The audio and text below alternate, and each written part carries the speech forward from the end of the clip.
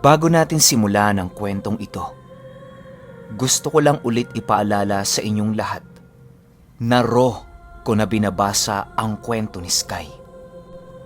Walang edit-edit to. Rekta talaga. At saka, panoorin nyo to hanggang dulo ng video. Meron ipapakita sa atin si Sky na isa sa mga gamit niya. Simulan na natin to. Pinuno, ipapaliwanag ko dito sa channel mo ang isang lahi ng aswang. Ang lahi ng Imlan na tampok sa ating kwento. Ang lahing ito ay mailap din sa tao. Nakatira sa liblib at tagong lugar o bandang bundok na kung saan di ito puntahin ng mga tao. Ang lahi ng Imlan ay mabilis bumasa ng tao, magaling magpalit ng anyo. Nagsasahayop sila pero ang malimit nilang gayahin ay baboy ramo. Malakas din ang pang-amoy nila. Kapag amoy na ng tao, kahit malayo, alam nila ang lokasyon ng taong naaamoy nila. Ang impong nila o yung namumuno ay siya lang ang may pakpak. Pero ito ay nakatago at kinukubli niya. Nang bibiktima sila at kumakain ng karne ng tao, depende sa ritual ng gagawin nila. Pero ang kagandahan lang sa lahi na ito, magaling silang mag-ingat ng kanilang mga sikreto. Kung kinakailangang mga manok o kahit anong klasing hayop lang ang kakainin nila upang wag silang matuklasan ng mga tao, ganyan sila kaingat, Pinuno. Marami din silang alam na orasyon sa kaliwa. Saritik ang tawag sa pagtapik sa braso na kayang mapasunod ng aswang ang isang tao. At ang ginawang ritual ni Melita ay hubaron. Ito yung orasyon na kayang ipaisip sa utak ng tao kung ano ang gusto ng aswang at nais niyang ipagawa. Pinuno, mas mainam na pinaliliwanag ko ang bawat detalye upang mabahagi sa iba at magkaroon sila ng ideya. Sabi nga, lamang ang may alam. Balik tayo sa kwento, Pinuno.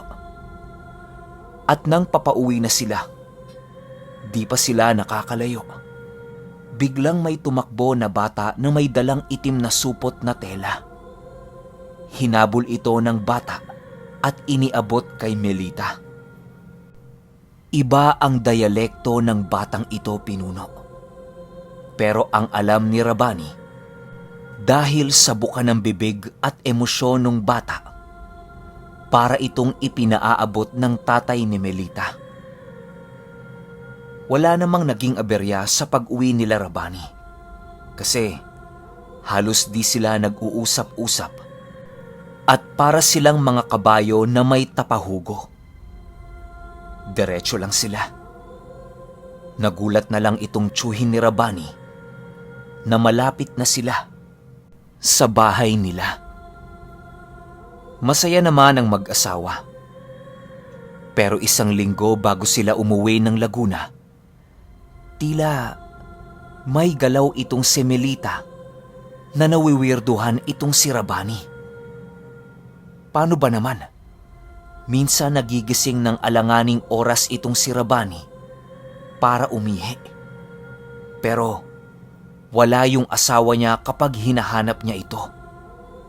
Nakikita niya sa may kusina na para itong may pinapangas. Pero nakatalikod yon.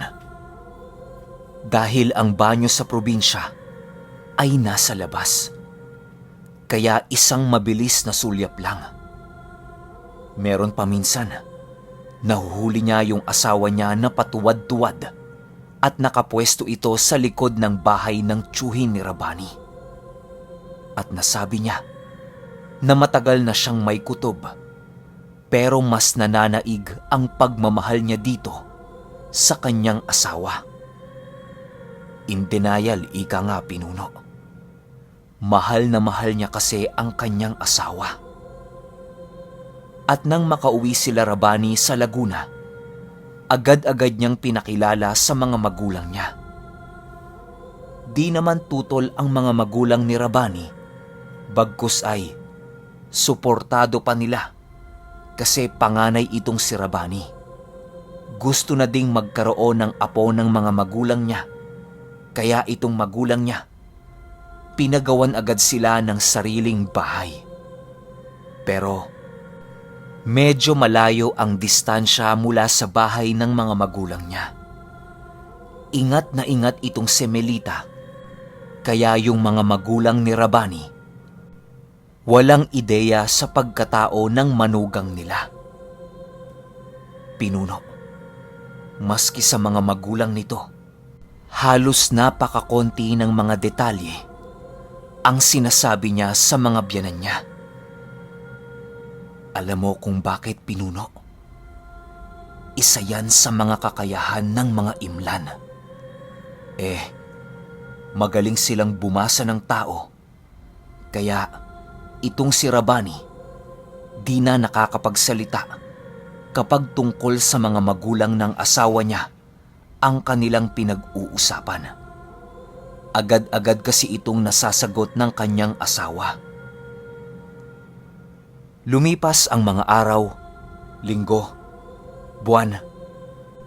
Napapansin ng pamilya ni Rabani na namamatayan sila ng mga alaga nilang manok.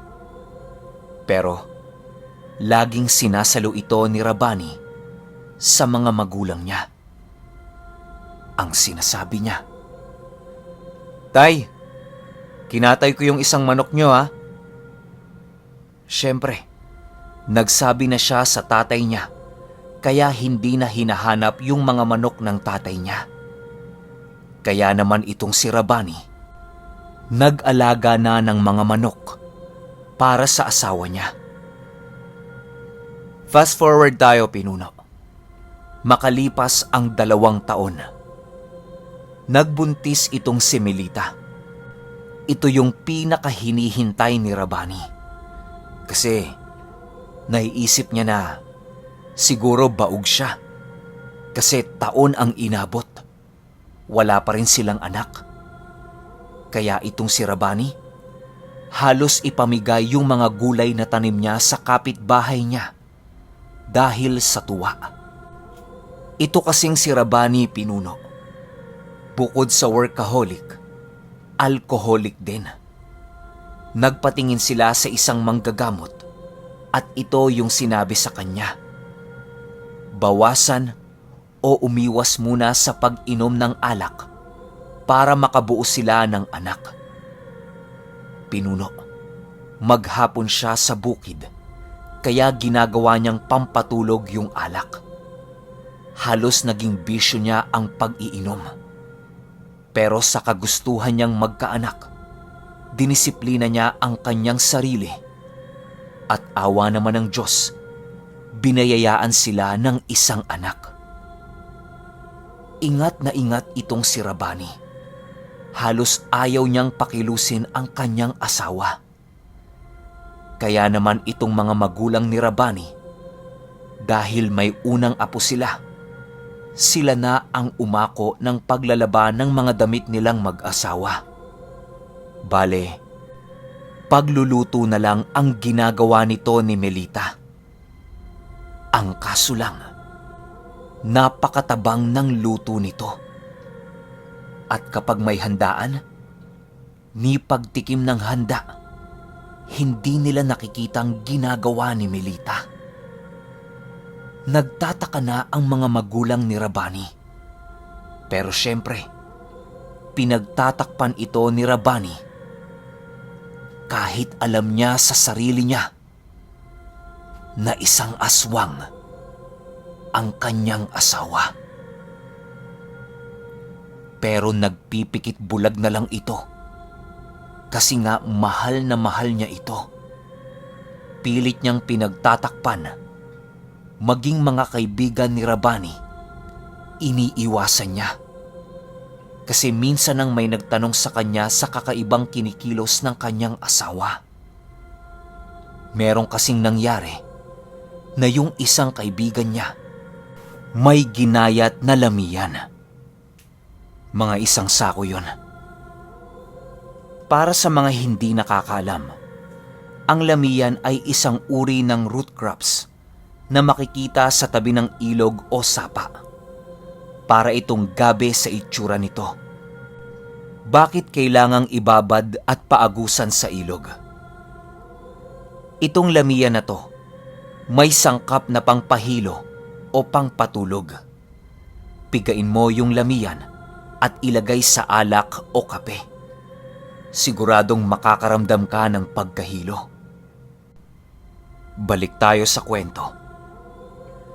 Napasarap sa kwentuhan yung kaibigan ni Rabani, kaya naman nawala sa isip niya yung binabad niyang lamiyan. Bigla niyang naalala kaya pinuntahan niya sa sapa. Doon kasi niya yon ibinabad at nung akmang hihilahin niya na, may narinig siyang tila umuungol. Yung tunog parang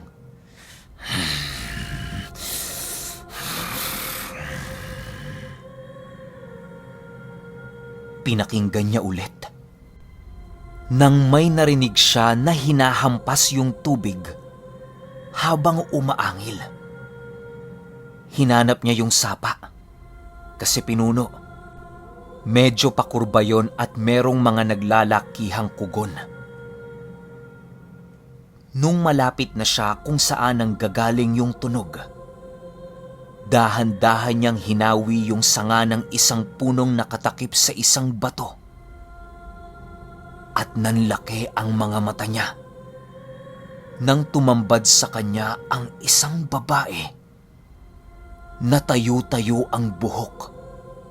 Maiitim yung paligid ng mga mata. At yung hugis pa ng mata nito ay parang sa pusa. Naglalaway din yon. Akmang susugod ito. Pero parang may iniwasan ito at medyo nagulat itong kaibigan ni Rabani. Kaya natulala siya. Pero dahil may alam din itong kaibigan niya, bigla niyang naalala yung dignum na trespiko niya. Agad-agad niya tong hinawakan, sabay usal ng susi ng general at agad itong nagbakod ng AAA. Pinuno, di ko na ipapaliwanag yang ora na yan. Isa sa mga subok na pangbakod. Alam yan ng mga nagtatangan ng trespiko. Nagpambuno sila sa batis. Sa lakas ng babae, tila ba yung sanay na sanay sa trabahong bukid, hirap na hirap sa isang babae. Bibigyan ko kayo ng ideya. Ganito yung itsura. Yung mata sa paligid itim na itim. Tapos yung ngipin niya puro na pangil. Nakaangat yung buhok na parang alambre na. Matigas, nakabuhaghag. Tapos sobrang malangis yung katawan. Di mo na makikita yung hubo nitong katawan. Kasi lahat ito maitim na parang may balahibo. Pero maaaninag mo na nakahubot-hubad ito. Sa takot, di mo na talaga yon iindahin. At nang pag-usal niya ng pambakod, biglang nagpaiktad itong babae at biglang sumugod sa kanya. Pero di na ito nakalapit at biglang tumakbo ito. Dahil alam niya na nasaktan niya ito, naglakas na ng loob yung kaibigan ni Rabani. Hinabol niya ito, pero sa sobrang bilis nung aswang at sumusuot yon sa mga damuhan, hindi niya na ito gaano pang nasundan. Pero, nung paghawi niya ng damo, nakita niya yung isang grupo ng mga pusa at meron itong 4 na pusang itim at 3 na parang malatigre ang kulay. Hindi niya matukoy kung sino ba sa 4 ang di totoong pusa. Nag-aabang pa rin siya kasi pinuno na bambu niya sa likuran eh. Inindayo ng aswang kasi para siyang lumagapak sa puno. Yung tipong may pilay na tapos hirap ng gumalaw dahil para itong naipita ng ugat.